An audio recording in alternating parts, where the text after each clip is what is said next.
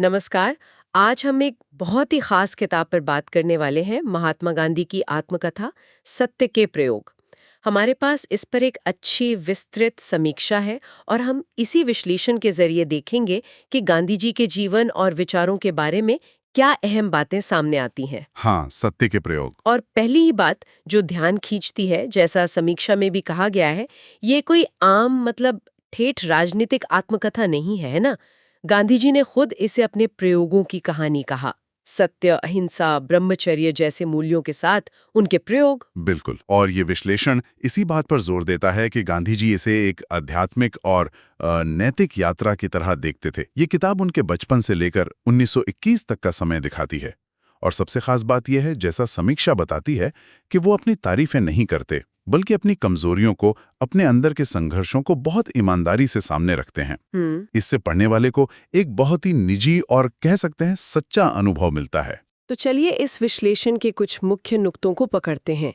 पहला और शायद सबसे बुनियादी सिद्धांत, सत्य। समीक्षा का एक अहम निष्कर्ष ये है कि गांधी जी के लिए सत्य सिर्फ एक गुण नहीं था, वो तो ईश्वर का ही रूप था। हाँ, बिल्कुल। उनका पूरा जीवन इसी सत्य को जीने का एक लगातार चलने वाला प्रयोग था।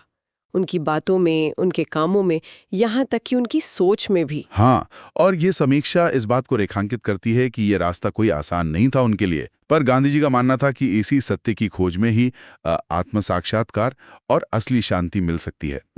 फिर आता है अहिंसा। हाँ, अहिंसा, जिसे वो सिर्फ शारीरिक चोट न पहुंचाने तक ही नहीं रखते थे, बल्कि मन से, बातों से और काम से, तीनों स्तरों पर किसी को दुख ना पहुंचाने की बात करते थे। ये दिलचस्प है, क्योंकि अक्सर अहिंसा को लोग निष्क्रियता या कमजोरी समझ लेते हैं, पर समीक्षा बताती है कि गांधी जी इसे कमजोरी तो बिल्कुल नहीं मानते थे। नहीं, बिल्कुल नहीं।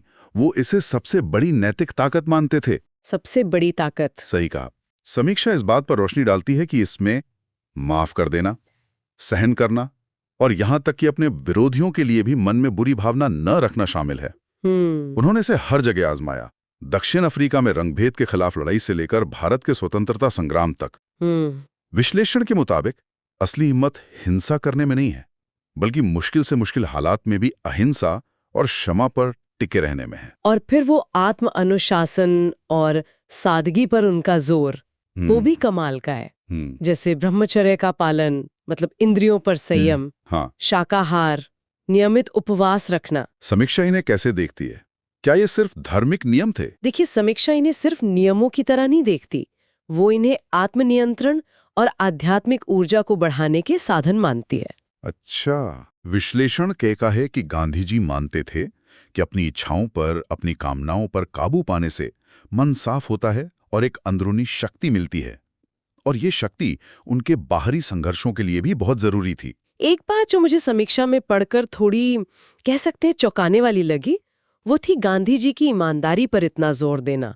उनका अपनी गलतियों को खुलकर मानना, बचपन में की गई चोरी से लेकर दूसरी भूलों तक। हाँ, और यही बात है, जैसा कि विश्लेषण में भी कहा गया है, जो उन्हें एक दूर की मूर्ति या देवता की बजाय एक रिलेटेबल इंसान बनाती है ना? हाँ, बिल्कुल। वो दूरी कम हो जाती है पाठक और उनके बीच। सही।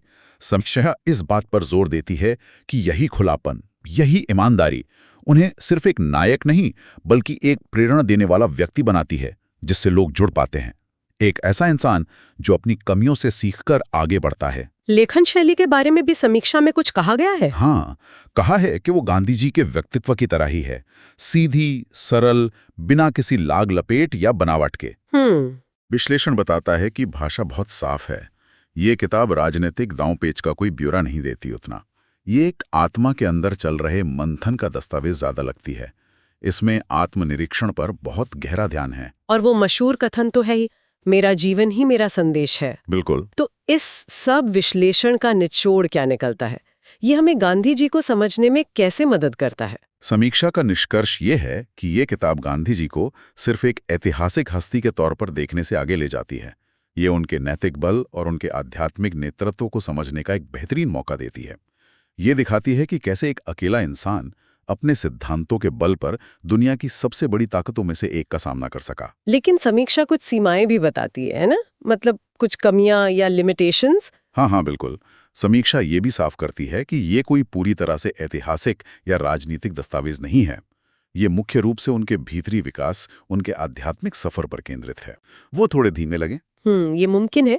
इन सीमाओं के बावजूद समीक्षा इसे 5 में से 5 स्टार देती है। हाँ, इसे एक ऐसी किताब बताया गया है जो समय से परे है, जो सीधे आत्मा को छूती है। हाँ, ये दिखाती है कि गांधी जी ने कैसे लगातार सत्य के साथ जीने की कोशिश की।